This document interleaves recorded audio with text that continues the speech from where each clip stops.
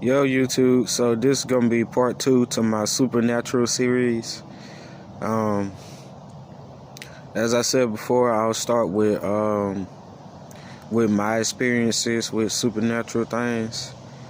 So about my experience, well, it all started when I was developing supernatural speed, and actually I got in contact with entities that are basically a part of my Akashic records and a part of my past life experiences, and they actually guided me through going through spiritual and physical awakening of superhuman abilities. And during that time I came in contact with many different supernatural beings, and I actually got to interact with them in many different ways. And one thing that I did discover while I was having this experience is the ability to fix or manipulate timelines. And that's something that I'm not going to talk much about, but it's going to be one of the key elements of this supernatural experience. So continuing, I'm not gonna be talking about that experience that I had, because the experience I had was when I was in the hospital, and I already gave y'all details about, well, some details about my experience in the hospital. I'll start now with my experience in this place that I am right now. This is my mom's house. And one day there was like a breaking in the veil in the thin realities that separate our dimension from the other ones, and I was actually able to have more interactive supernatural experiences. And I actually had a sparring session with a dog, and the dog was like had human features and was like basically talking to me. I know it sounds kind of crazy, but it was what really happened. And that experience led me and set me up for quite a few more supernatural experiences that I started having during that time. Actually, extraterrestrial spaceship landed right in my backyard, and like the whole experience was like quite unique, as there was like music, coordinated melodies playing from the extraterrestrial spaceship. Even though I didn't physically see it, I interacted with the beings inside of it quite a few times, and I actually ended up going into metaphysical work with that supernatural extraterrestrial being, which was the height of it wasn't even the new year yet. This was still in 2021. But these experiences led me into the new year 2022, and I actually had so many experiences that I wish I could share, but I can only give you the unclassified grunt of the work of what happened. So I'm going to continue. So on this part, I won't spend too much time on the interdimensional device.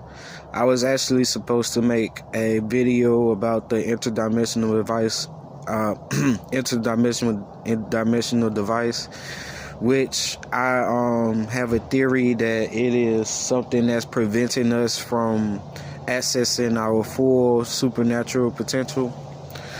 But before I digress. But moving forward, I want to talk more about my supernatural experience with the extraterrestrials, where I was actually experiencing many different states of consciousness.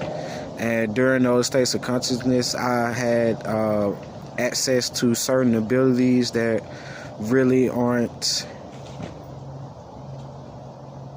widely used on this plane of existence. So I had many different experiences with that. I think it was mostly because I was working with extraterrestrials who deal with those abilities on a daily basis.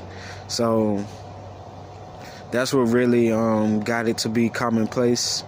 And so I was able to have a wide range of experiences with different levels of supernatural abilities and meet different beings on different plateaus who also deal with those supernatural abilities on a daily basis.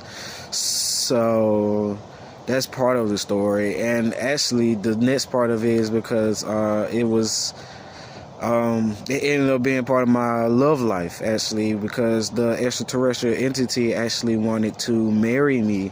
And eventually we got married, but it turned out that I was on a completely different developmental path.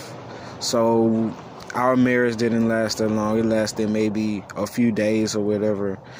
And I'll have to go on more on the next part.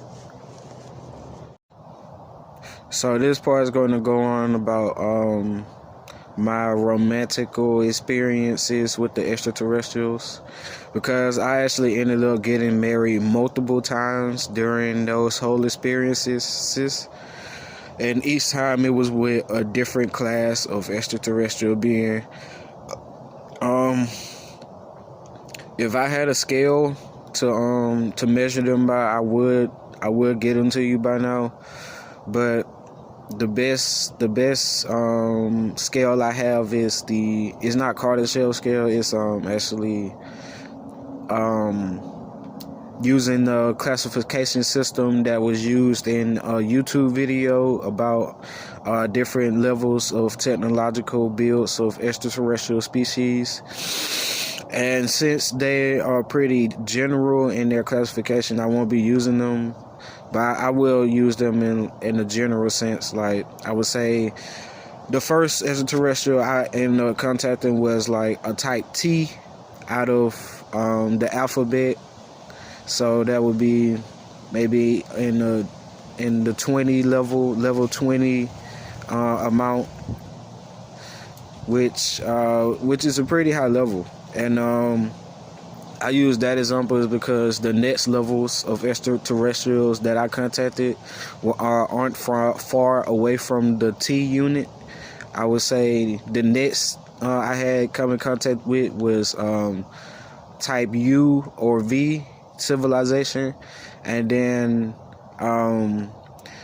during, like, because I had married like a total of 3 extraterrestrial beings at this point, and then the type the